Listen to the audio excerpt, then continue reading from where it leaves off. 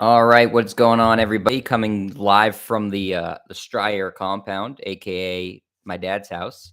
That's why the setup looks a little bit different, and I look like I have an afro behind me, but it's just Jimi Hendrix. If you watched my sister's streams before, when she's home visiting, she uses this room as a studio, so I figure I might as well use it as a studio too. Probably gonna be doing a lot of games here as I hopefully watch a lot with my dad over the course of the playoffs because it's much more fun when you're watching competitive games with people who are passionate about it. And I don't want to be yelling at the TV by myself and my wife thinking I'm crazy. So I'll do it with my dad. Um, and tonight was a really good Celtics game. Unfortunately, it resulted in a loss to the Milwaukee Bucks. Final score 121 to 127 is actually closer than even that close score indicated. Um, Coming into this game, there were massive playoff implications, obviously, with both teams having the same record. Actually, the Celtics were half a game ahead of Milwaukee. For the 2 seed. So basically, whoever won this game was more or less in a very good position to be the 2 seed and have home court advantage guaranteed through the first 2 rounds of the playoffs. The Celtics were playing on the second night of the back to back, and whether it was that in mind or trying to avoid the Brooklyn Nets in the first round, who are the going to be likely the 7 or the 8 seed. Um, Perhaps that had something to do with it, but they decided not to play Jason Tatum and Al Horford tonight. And for most of the game, the Celtics were really up to the challenge of playing the defending champs who went with their full complement of players. Giannis played the whole game. Drew Holiday played the whole game. Brooke Lopez, Chris Middleton, all the usual suspects for Milwaukee. And the Celtics held their own and even had a lead in the fourth quarter and played really hard. You can't criticize the team for how they played tonight in terms of effort, but ultimately a couple of costly mistakes down the stretch. Not being able to rely on the defense of Al Horford and Jason Tatum and the consistent scoring of Jason Tatum, even though the Celtics scored a bunch of points, and ultimately, that was the difference in the game. Uh, I feel like it would have looked different had you had your full complement of stars against Milwaukee's. It felt like a playoff game, but again, the Celtics were playing guys like Luke Cornett and Sam Hauser major minutes in this game. And those guys, obviously, you won't really see in the postseason unless it's a blowout or something goes terribly wrong. And to their credit, those guys played admirably. Hauser chipped in with 11 points. Cornett did a nice job defensively. And it was a good competitive basketball game, and the Celtics fought back from a halftime deficit. Marcus Smart played a fantastic game. Jaylen Brown was really good. Just wasn't enough. And again, in the last couple of minutes down the stretch, a couple of costly errors, a couple of bad shots, a couple of extra possessions that they gave Milwaukee, and letting Milwaukee get 2 or 3 shots per possession ultimately sunk the team. And most likely, it looks like the Celtics are going to be 3 seed, which isn't a bad thing. Because that would likely put you against Chicago, who you thumped the other night. And I think the Celtics feel fully confident in their ability to beat Chicago. Where it could rear its head is if you do get through the Bulls. Again, it's not guaranteed you're the 3 seed, but with Philadelphia losing tonight, the Celtics do control their own, I think, destiny to that 3 seed. And so if the Celtics were to win on Sunday in Memphis, I believe they clinched the 3 seed. I can double check on that, but I think that's a scenario. So let's just go with the assumption that they're going to be 3 seed and play Chicago. So you have home court advantage in that series, and you're not playing Brooklyn, so you're playing a less daunting opponent, and you have home court advantage. So that looks good. But where this loss tonight might end up paying big dividends in the negative way is that if you do make it out of the first round and Milwaukee makes it out of the first round, Milwaukee has home court advantage in that second round series, and that's why this game was important. And I thought the Celtics maybe should have played Tatum in this game because I do feel like having that guaranteed home court advantage in the second round was worth more to me than avoiding Brooklyn altogether. But I don't know that the Celtics were doing that. And obviously the players themselves weren't doing that because they played really hard tonight. But that's sort of the scenario they find themselves in now is likely the 3 seed, possibly the 4 seed. Still, the 2 seed is still possible, but it seems unlikely at this point. and now you're again likely facing Chicago. Um, Again, all this stuff is still in flux because the East is so close, but that's what I'm projecting right now. Again, we'll as it comes, I'll break it all down for you guys there. But let's get into the box score and go with what we do have tonight, which is the final score. Again, Bucks win 127 to 121. The Celtics are 50 and 31 on the season with one game left to play. Grant Williams, Daniel Tice, Marcus Smart, Derek White, and Jaylen Brown were your starters tonight. So a little bit of a different starting lineup. Grant Williams, he put an effort tonight. He just did not shoot the ball well. And when he doesn't shoot the ball well, his value becomes a lot less on the court. So 37 minutes for him, 2 of 7 from the floor, 0 of 4 from 3. That's where it really hurt.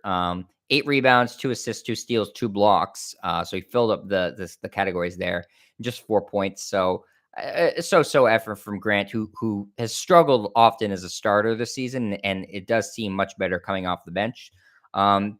Daniel Tice, I thought played really well tonight, though he missed just a bunny of a layup that would have been a huge play to bring the Celtics to within a point with about 37 seconds left and giving them a 2-for-1 opportunity. Great out of timeout play drawn up by Emi Udoka. Great execution on the pass by Derek White. A nice screen set by Jaylen Brown, and just Daniel Tice blew up layup with Giannis in his face. But other than that, he played a really good game. 32 minutes, 8 of 12 from the floor, 3 of 3 from 3, 3 of 5 from the free throw line, 5 rebounds, 3 assists, 22 points. You'd like to see a little bit more rebounds, but he did a good enough job, and he played fine defensively. A little hard for him when Lopez was in the game. He's just too tall for Tyson. Lopez, you saw, got a couple of lobs over him, and they had to put Cornette in there to counteract that. But overall, a pretty good game from Tice. Smart played. It was outstanding tonight. I thought he was the best player in the court. 30 minutes for him, 10 of 16 from the floor, 7 of 12 from 3, 2 for 2 from the free throw line, a rebound, 7 assists, 2 steals, 3 turnovers, and 29 points from Marcus, who had to bear the brunt of the scoring load with Jason Tatum and Al Horford out, and he really stepped up. Again, 7 threes for Marcus, 7 of 12 from 3 was spectacular. And he played obviously outstanding defense. Derek White, pretty damn good tonight in his starting role. 39 minutes for him, 6 of 13 from the floor, 4 of 8 from 3, which for him is just unbelievably excellent shooting night. 3 of 3 from the free throw line, 6 rebounds, 3 assists, 2 turnovers, 19 points for Derek White. And Jaylen Brown had a triple-double tonight. 37 minutes, 8 of 20 from the floor, 2 of 8 from 3, 4 of 7 from the free throw line, 10 rebounds, 11 assists, a steal, a block, and 4 turnovers. I mentioned some of the guys who came off the bench. Cornette played 16 minutes, scored 2 points, 5 rebounds. Hauser, 18 minutes off the bench, shot the ball really well. 4 of 5 from the floor, 3 of 4 from 3 for 11 points, 4 rebounds. So nice. Hauser made the most of his opportunity, which doesn't come up that often, but in 18 minutes, 11 points. You take that from Hauser all day.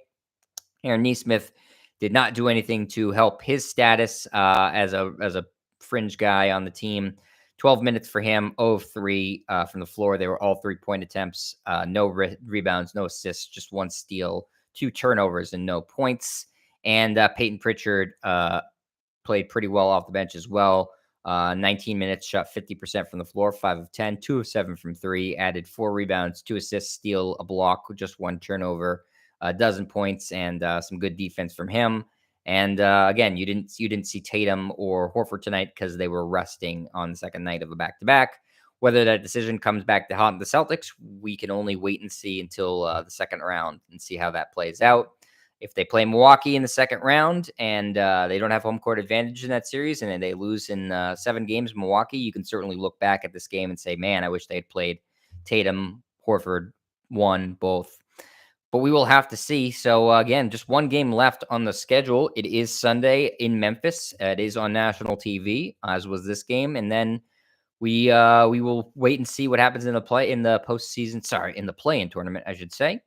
Though the Celtics might know their opponent before then, depending on where they're seated. As of today, they would know. If they move up to the 2 seed, they won't know until the play-in tournament plays itself out. So a lot to still go. Let's get to your comments before we get out of here. Leonard Kim says, thoroughly impressed with the effort from the team. They could have stolen this game, but oh well.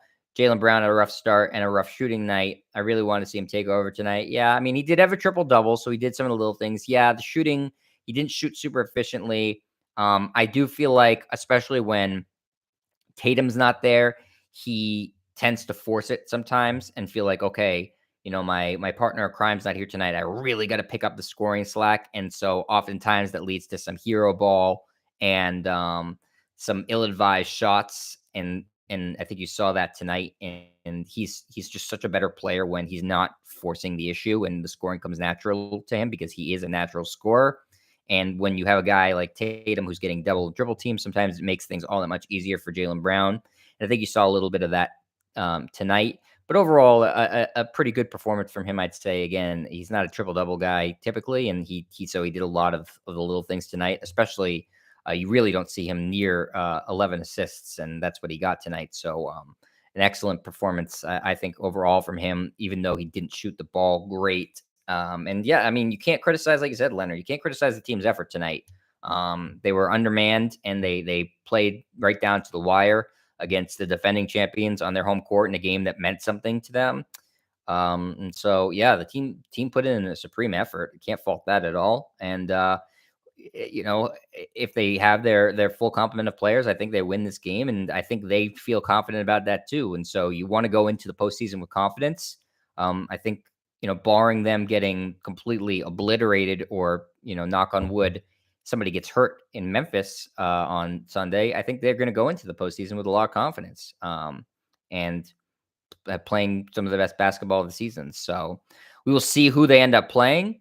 Um, and that's all we can do now is speculate and wait and see. But one more regular season game, and then we're on to where it really matters in the postseason. I know I'm excited. I hope you guys are all going to stick with me throughout the postseason for a post game reaction. Appreciate you in the comments. Appreciate you watching, Leonard. As always, my main man. Make sure to like, subscribe, comment, all that good stuff. And I will talk to you after the next game. See you, everybody.